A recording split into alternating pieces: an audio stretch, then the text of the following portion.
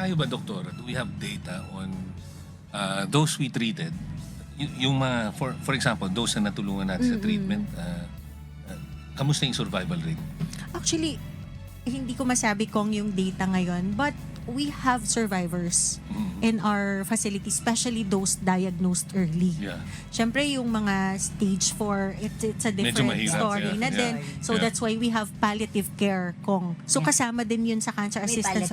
palliative care. Kasi, Pero alam mo, parang yung palliative care minsan, nakakatakot din. oo, eh, pero no? ang changing mental models namin, Kong, ang palliative care, di ba, minsan end of life na yan, pero hindi eh.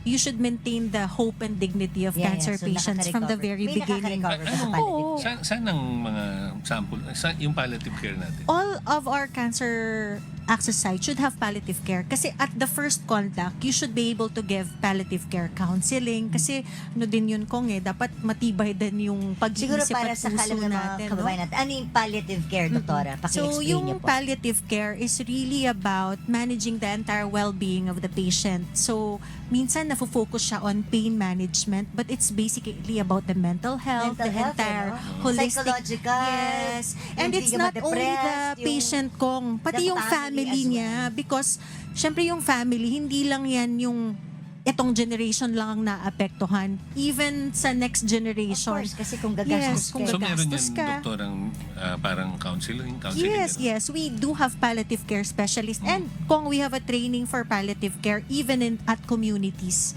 Kasi yung mga Palliative patients care in community. na ayaw nang magpagamot sa ospital, which we respect their decision, dapat ma-refer siya sa community doctor natin. But you know, all of na us may know, kaya palliative ayaw nila care. magpagamot, ayaw nila malubog sa utang yung pamilya. Yes. That's why this is something na ayaw namin ni Robert na pinag-uusapan namin palagi kasi sobrang nakakalungkot isipin na they would just wait to die in their houses Yeah. because they don't want their family na Yeah. nalubog sa utang.